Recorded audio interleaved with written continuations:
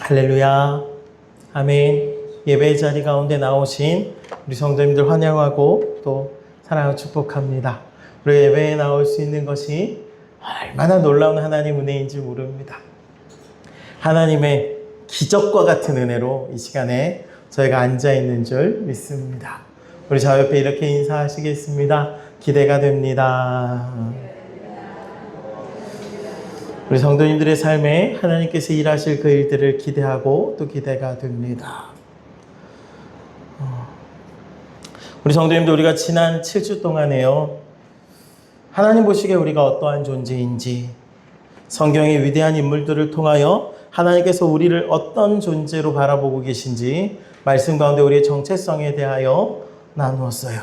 아브라함에서 시작해서 야곱, 모세, 기드온, 다윗, 예레미야와 지난주 베드로에 이르기까지 하나님이 자격 없는 자들을 부르셔서 얼마나 놀라운 위대한 믿음의 사람으로 빚어내시는지 확인하고 그 은혜를 나누었습니다.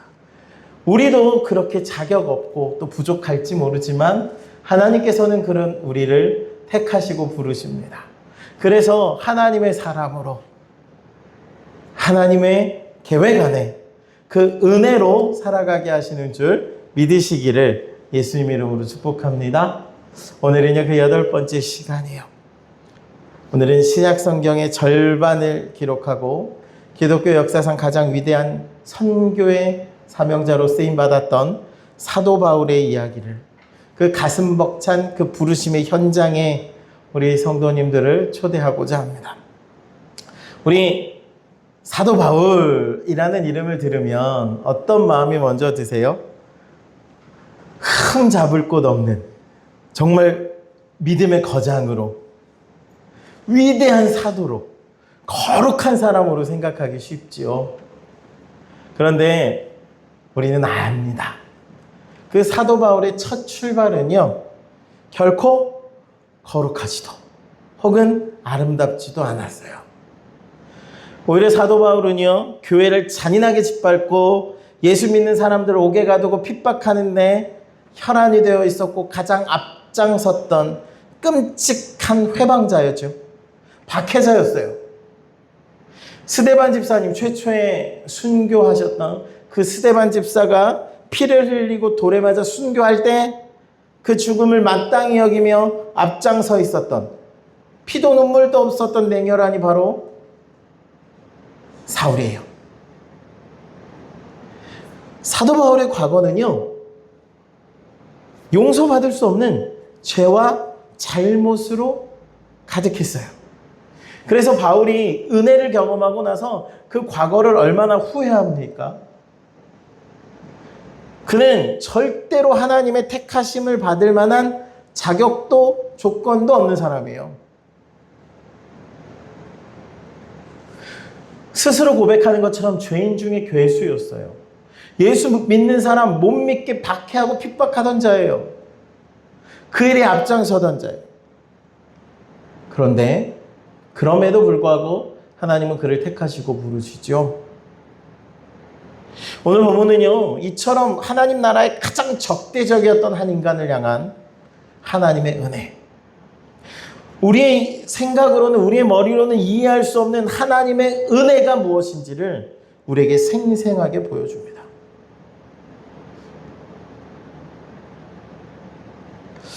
자, 우리 성도님들 성경을 읽으면서 바울 되기 이전의 사울의 모습, 바울 스스로가 고백하는 그 모습들을 보면 얼마나 연약하고 부끄러운 모습들인지 몰라요. 실수와 죄로 가득하죠. 그런데 우리 성도님들도 은혜 입기 이전에 우리 안에도 지우고 싶은 과거, 부끄러운 모습, 그런 연약함들이 있지 않으셨습니까? 아니, 사실 예수 믿고 난 뒤에도 우리의 삶에 그 부끄러운 모습, 여전히 해결되지 않는 죄의 문제와 연약한 모습들이 있지요. 과거에 지은 죄가 너무 많고 나처럼 흠없고 별 볼 일 없는 인생이 어떻게 하나님 일에 쓰임받을 수 있겠는가? 자책하고 주저앉고 또 부끄러워하는 그런 모습이 우리 성도님들 안에 있지 않으십니까? 그래서 사탄이요, 틈만 나면 세상의 기준과 사람들의 평가를 앞세워서 우리들의 약점, 과거의 실패를 교묘하게 들추어내며 우리를 정죄합니다. 우리가 자격 없는 자인 것을, 우리가 죄인이고 절대로 하나님의 사랑받지 못할 것처럼, 하나님이 우리를 택하시지 않을 것처럼 그렇게 말해요.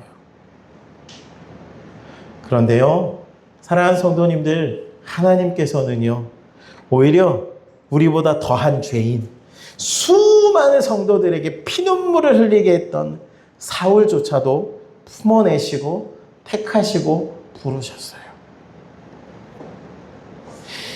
오늘 이 본문의 말씀을 통해 선포되는 이 하나님의 말씀을 통해서 저와 여러분의 발목을 올가매는 그런 모든 정죄감, 그리고 과거의 후회의 사슬들이 끊어지고 영광스러운 하나님의 그릇으로 회복되시는 그런 은혜들이 오늘 있기를 예수님의 이름으로 축복합니다.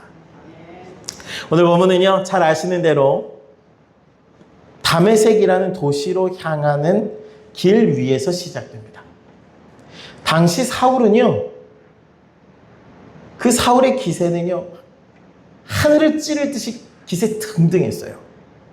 교회를 핍박하는, 예수 믿는 사람들 핍박하는 사람으로 유명했어요. 예루살렘 교회를 핍박했던 것으로 모자라 지금 오늘 말씀해 보면 아나니아가 하나님 앞에 대답하는 것처럼 14절에 주의 이름을 부르는 모든 사람을 결박할 권한을 대제사장들에게서 받았나이다 하지요. 지금 대제사장들에게 공문을 받아서 약 예루살렘으로부터 240km나 떨어진 다메섹까지 원정을 가고 있어요. 어떤 원정이에요? 주의 이름을 부르는 자들, 즉 예수님 믿는 사람들 핍박하려고 열심히 특심해요. 요즘처럼 교통이 발달했습니까? 그것도 아니에요. 그런데 오직 예수 믿는 사람 핍박하려고 그 열심을 가지고 그 먼 길을 떠납니다. 그곳에 숨어있는 예수 믿는 사람들 모조리 결박하여 끌고 오기 위해 살기를 띠고 며칠을 달려가고 있는 사도 사울이에요.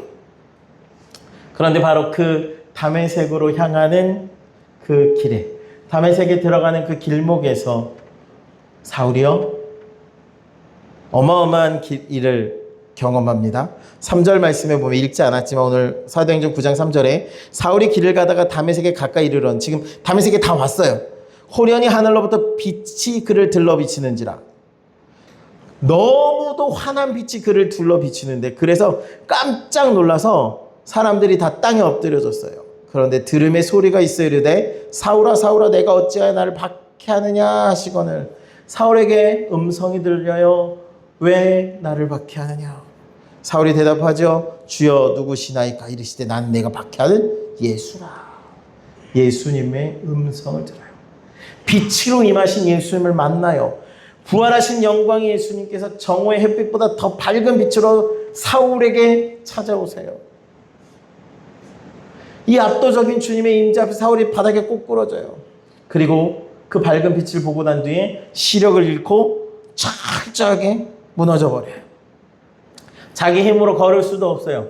사람들의 손에 이끌려 다메섹으로 들어갑니다. 그리고 무려 3일 동안이나 먹지도 마시지도 못한 채 칠흑 같은 어둠 속에 갇혀 있습니다. 눈만 보이지 않았는데 왜 먹지도 마시지도 못했을까? 지금 사울이 어떤 음성 들었어요? 왜 나를 박해하느냐?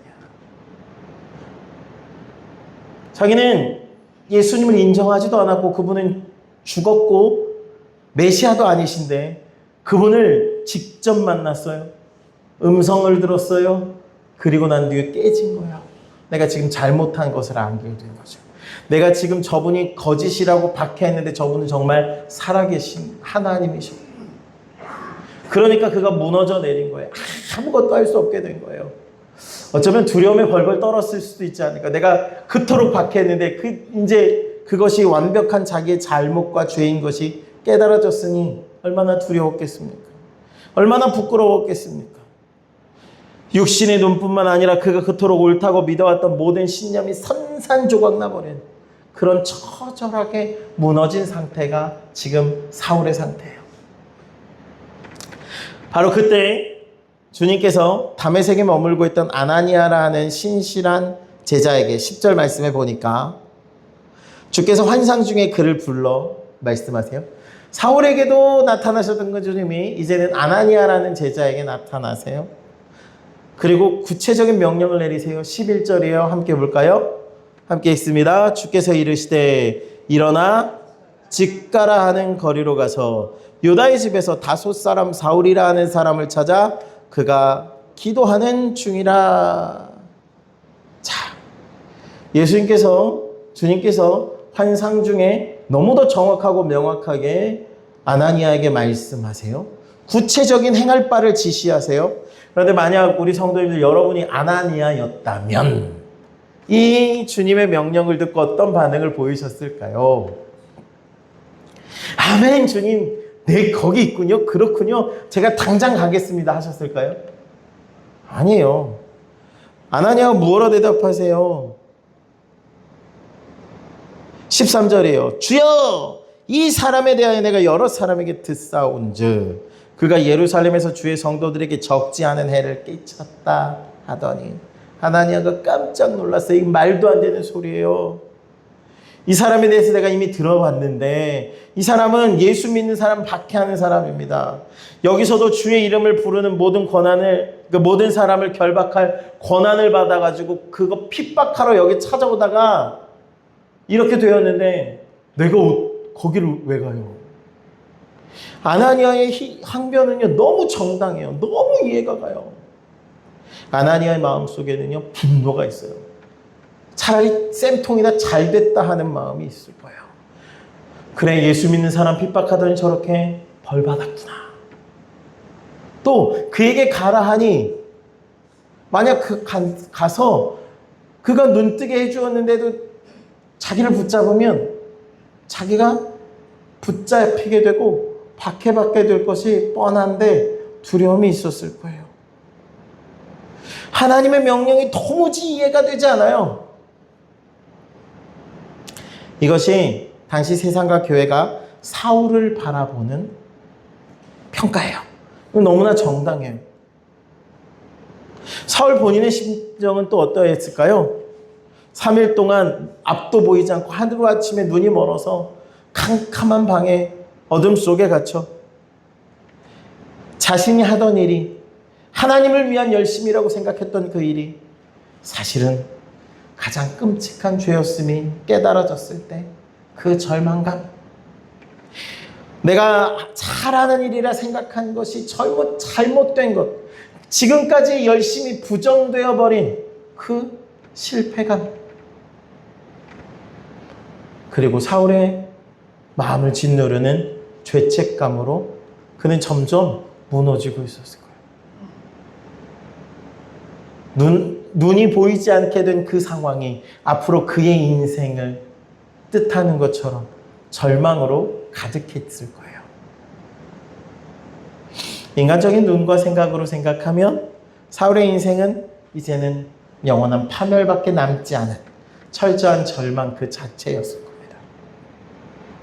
그런데 그 상황에 우리 주님의 위대한 반전의 역사가 시작돼요. 그렇게 두렵고 분노하며 항변하는 아나니아에게 예수님이요 그를 이해시키기 위한 어떤 설명이나 이유를 말씀하시지 않고 단호하고 선포하세요. 사울을 향한 더 이상의 말을 아예 끊어버리세요. 15절에 이렇게 말씀하시죠. 함께 읽겠습니다. 주께서 이르시되 가라, 이 사람은 내 이름을 위하여 이방인과 임금들과 이스라엘 자손들에게 전하기 위하여 택한 나의 그릇이라. 아멘. 할렐루야. 지금 세상과 사람의 평가, 아나니아의 평가를 주님이 뭐라고 하세요? 그거 아니라 이 사람은 내가 택한 나의 그릇이라. 이 말씀은요 하나님의 일방적인 은혜의 선포예요. 세상이 뭐라고 하든지 사람들이 뭐라고 바라보든지 주님은 그를 박해자라, 회방자라, 죄인이라 하지 않으시고 나의 그릇이라. 그래서 우리가 주님이 사용하신 단어 두 단어를 좀 주목하여 보기 원하는데요. 첫째는 그릇이라는 단어예요. 그릇. 여러분, 그릇의 가치는요, 우리는 흔히 그릇의 외관 혹은 그릇을 만든 사람의 이름값, 그릇의 재질, 모양, 여기에 있다고 생각해요. 그런데 그릇의 진짜 가치는요, 그 그릇 안에 무엇이 담겨 있느냐예요. 아무리 값비싼 금 그릇이라도 그 안에 오물이 담겨 있으면 쓰레기통에 불과해요. 그런데 투박하고 금이 간 질그릇이라도 그 안에 온갖 보석이 가득하다면 그건 보석함이에요. 세상은 사울의 겉모습, 박해자요, 살인자라는 과거의 그의 행적을 바라보지만 예수님은 그 질그릇 안에, 그 사울 안에 십자가의 보혈과 생명을 채워넣어 열방을 구원한 위대한 계획을 품고 계셨기에 그를 나의 그릇이라, 나의 택한 그릇이라 하시는 거예요. 그릇 안에 무엇을 채우느냐에 따라 그릇이 달라져요. 이전에 사울 안에 채워져 있던 것을 이제는 다 비우시고 주님은 그 안에 은혜를, 약속을, 복음을 채우셔서 그를 사용하실 거예요. 두 번째로 주목할 단어가 택한이란 단어예요. 수많은 것들 중에 선택하여 뽑았다라는 것인데 여기서 중요한 게 이 선택은요, 주권적인 선택이에요. 하나님이 주권적으로 택하신 거예요. 사울이 하나님께 이력서 내밀고 자격을 증명해서 합격한 것이 아니에요. 사울의 이력서에는 죄와 피와 폭력만이 가득해요. 그런데 하나님은 창세전부터 그를 향한 은혜의 이력서를 쓰고 계셨어요. 세상에서는 저를 살인자라 박해자라 부를지 모르지만 그는 내가 복음을 위해 택한 나의 그릇이라.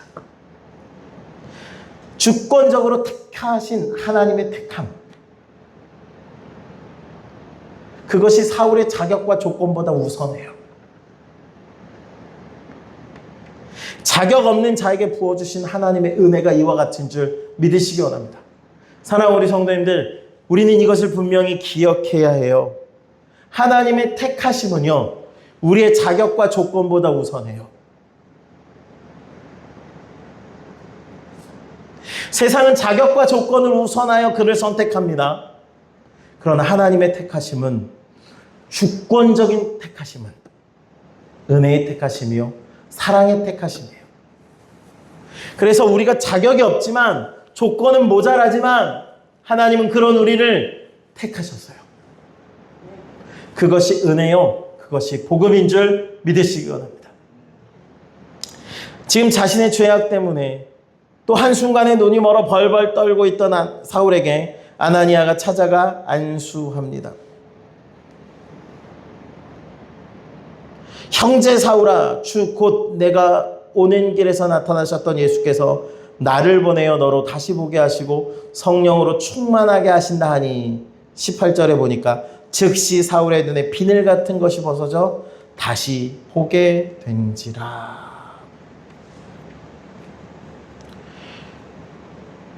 교회를 박해하고 핍박하던 가장 악랄했던 사울이라는 그 찌그러진 질그릇 안에 예수 그리스도의 생명이 쏟아져 부어지는 순간이에요.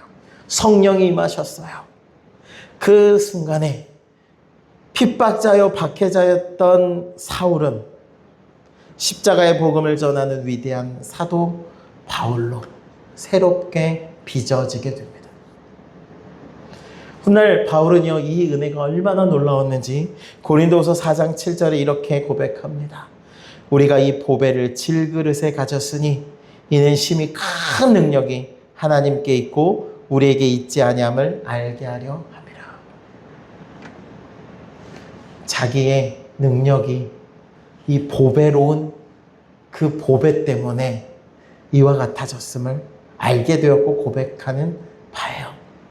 자신의 과거와 상처가 예수님의 생명을 드러내는 도구가 되었음을, 오히려 과거에 은혜 없던 그가 은혜를 알고 난 뒤에 그 은혜를 간증하는, 은혜를 전하는 새로운 삶이 되었음을 그가 고백하고 있어요. 사랑하는 성도님들, 이것이 주께서 택하신 우리에게 주신 동일한 은혜인 줄 믿으시기 원합니다. 우리에게도 이 복을 주셨어요. 우리는 실수와 죄투성이었는데, 자격 없고 조건이 되지 못했는데 하나님은 그런 우리를 택하시고 하나님의 그릇 삼으셔서 하나님 은혜로 가득 채우시고 그 하나님을, 그 은혜를 전하고 나타나게 하신 줄 믿으시기 원합니다. 사랑하는 우리 성도님들, 그런데요, 오늘 우리 성도님들은 스스로를 어떤 그릇으로 생각하며 살아가고 계십니까? 우리는요, 세상의 잣대와 기준에 길들여져서 스스로의 가치를 깎아내리는데 너무 익숙해요. 나는 금그릇 아니야. 나는 배운 것도 없고 내세울 것도 없고 나는 초라한 질그릇이야. 나는 실수투성이고 상처투성이고 그렇게 깨지고 찌그러진 삶이야.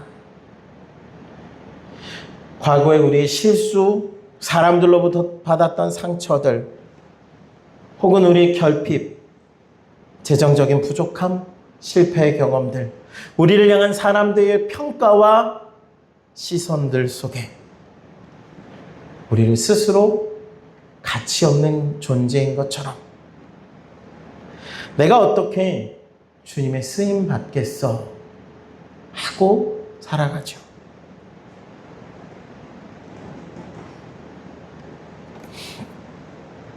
그런 정죄감, 낮아진 자존감, 실패감 속에 신음하는, 마치 3일 동안 눈이 멀어 깜깜한 절망 중에 있었던 바울처럼 그런 삶을 살아가고 있는 것이 우리의 모습은 아닌가. 그런 사랑하는 우리 성도님들, 오늘 성령 하나님께서 다메섹의 그 눈부신 빛으로 사울을 만나주셨던 것처럼 우리 성도님들의 그 캄캄하고 굳게 닫힌 심령을 뚫고 찾아오셔서 이렇게 선포하여 주실 거예요. 하나님의 택한 그릇이라. 나는 하나님이 택하심 받은 그릇이라고요. 우리는요, 하나님이 택함 받은 그릇이에요. 우리가 깨끗해서 남들보다 우월해서 흠이 없어서 주님께서 우리를 택하신 것이 아님을 기억하십시오. 주님이 자격을 따지셨다면 바울은요, 영원히 버림받았을 거예요. 오히려 심판받았을 거예요. 그런데 하나님은요, 그를 택하세요. 그것이 하나님의 주권적인 선택이요, 은혜예요. 죄가 깊은 곳에 더 큰 은혜를 주셨어요. 우리의 약한 그때에 더욱더 강하게 하신 하나님을 기억하시기 바랍니다. 하나님은요, 우리의 금관 과거를 보시는 것이 아니라 우리를 은혜로 택하셔서 예수 그리스도로 가득 채워주시는 줄 믿으시기 원합니다. 그래서 우리는요, 보배를 가득 품은 하나님의 택하신 그릇이에요. 십자가에서 흘리신 예수님의 보혈이 우리 모든 부끄러운 과거와 수치를 깨끗이 씻어주신 줄 믿습니다. 일본의 도자기 수리 기술 중에 킨즈키라는 게 있대요. 제가 뭘 알았겠습니까? 준비하면서 찾아봤죠. 이게 어떤 거냐면 도자기가 깨지고 금이 가잖아요. 그럼 못 쓰게 되는데 그 깨진 틈에 순금을 메워서 이어붙이는 기술이에요. 그러니까 원래 그릇에 모양이 깨지고 터져서 못 쓰게 된 그것을, 그 금간 부분, 깨진 부분을 금을 채워서 붙이고 이어버려 하나의 그릇으로 다시 완성시키는 그 기법이래요. 근데 이렇게 킨즈키로 수리된 도자기는 어떻게 되는 줄 아세요? 오히려 깨지기 전보다 금이 채워지고 더 수려하게 세공되었기 때문에 수십 배, 많게는 수백 배 비싼 가치를 가지게 된대요. 우리 인생이 이와 같습니다. 과거의 상처와 죄로 갈기갈기 찢기고 깨어진 우리 인생에 예수 그리스도의 보혈이 채워지는 그 순간에, 하나님의 은혜가 부어지는 그 순간에 세상 그 무엇으로도 메꿀 수 없는 것들이 메꿔지고, 그래서 세상 그 어떤 그릇보다 존귀한 택함받은 그릇으로 회복되고 세워진 줄 믿으시기 원합니다. 우리를 빚으시는 주님의 그 압도적인 은혜가 우리의 심령을 덮을 때 우리는 더 이상 우리의 과거의 상처와 실수에 묶이는 어리석은 인생 되지 않는 줄 믿습니다. 과거에는 내 아픔과 열등감이 나를 끄찌르는 가시였지만 예수님의 생명이 우리 안에 담겨진 그 순간에 나의 깨어진 그 틈 사이로 오히려 예수님의 은혜가 흘러가는 간증의 주인공들, 복음의 주인공들 되시는 줄 믿습니다. 우리의 실패가 나처럼 실패한 사람을 살리는 간증이 됩니다. 우리의 과거의 상처가 나처럼 상처받는 자들을 위로하는 연고와 같아질 것입니다. 우리의 과거의 죄와 상처가 이 세상에 믿지 않는 사람들에게 예수님의 은혜와 생명을 전파하는 가장 놀라운 복음의 통로가 되는 기적, 바울에게 주셨던 그 은혜가 오늘 우리에게 임한 은혜요. 그렇게 하나님은 우리를 택하신 그릇으로 삼으신 줄 믿으시기 원합니다. 이제 말씀을 맺습니다. 사랑하는 우리 성도님, 저희가 8주간 긴 시간을 통해 우리의 자격과 조건이 어떠했는지 상관없이 하나님께서 우리를 어떤 존재로 바라보시고 우리를 어떻게 부르셨고 우리를 어떻게 쓰셨는지에 대해 말씀을 나누었어요. 사랑하는 우리 성도님들, 세상의 기준과 조건으로 우리를 평가하지만 하나님은 우리를 은혜로, 사랑으로, 하나님의 주권으로 택하셨고 그렇게 우리의 삶을 인도하여 가시는 줄 믿으시기 원합니다. 그래서 우리의 정체성이 세상의 기준과 조건에 있지 아니하고 하나님의 부르심과 택하심에 있는 줄 믿으시기 원합니다. 그래서 우리는 복이에요. 우리는 큰 용사죠. 우리는 이스라엘이라 하나님이 다스리시는 인생이요. 우리는 하나님께서 흔들릴 자가 아니라 반석과 같은 자로 세우셨고 우리는 하나님이 택하신 그릇이요, 하나님이 함께 하시는 인생인 줄 깨달아 아는 은혜가 주의 성도님들 안에 있기를 원합니다. 그러니 더 이상 세상과 사단에게 속지 않으시기 원합니다. 하나님이 예수님의 피로 이미 덮어버리신 과거의 실수와 상처와 절망을 다시 헤집어내 그건 묵상하지 않으시기 원합니다. 우리가 묵상할 것은 우리를 향하신 하나님의 약속과 선포예요. 그래서 한 주간 우리 성도님들 과거의 우리의 연약함, 세상의 평가를 묵상하는 시간을 끝내시고 매일 우리 안에 주신 그 은혜를 믿음으로 선포하십시오. 나는 세상적인 기준으로 보면 금가고 깨지고 찌그러진 질그릇 같지만 내 안에는 보배이신 예수님이 담겨있는, 나는 보배로운 그릇, 나는 하나님의 택함 받은 그릇이다. 우리의 존재는 거기에 있어요. 세상의 사람들은요, 겉으로 보이기에 엄청 화려한 금그릇 같고 혹은 명품 그릇 같아 보이지만 그 안에는 온통 썩어질 것들로 가득합니다. 그러나 우리는 깨지고 터지고 상했을지 모르지만 우리를 택하셔서 우리는 하나님의 택한 바를 그릇 되어 그 안에 예수님의 보혈의 은혜가, 하나님의 그 사랑이 가득한 줄 믿으시고 그 은혜를 품은 자로 살아가시는 주의 성도들 되시기 원합니다. 또한 우리 성도님들, 그러므로 우리 안에 채워진 그 은혜, 그 생명을 열방을 향해 흘려보내는 바울과 같이 택함 받은 그릇의 삶을 살아내시는 주의 성도님들 되시기를 예수님의 이름으로 축복합니다. 바울에게 부어주신 그 은혜는요, 바울 혼자만의 누리라고 주신 은혜가 아니었음을 바울은 알지요.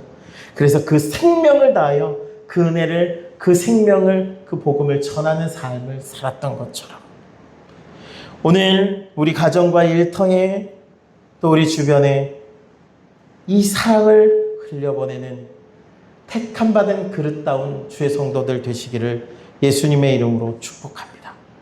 비록 세상의 비바람에 우리가 여전히 흔들리고 연약할지 모르지만 우리를 향하여 너는 내가 택한 나의 그릇이라 하시는 그 하나님의 약속과 부르심을 믿음으로 붙잡고 그 삶을 살아내시는 저와 우리 모든 성도님들 되시기를 예수님의 이름으로 축복합니다. 과거에 묶이고 매이지 마십시오. 우리를 향하신 하나님의 부르심과 선포를 붙잡고 믿음의 삶을 살아내시기를 예수님의 이름으로 축복합니다. 우리는 넘치는 은혜를 받았어요.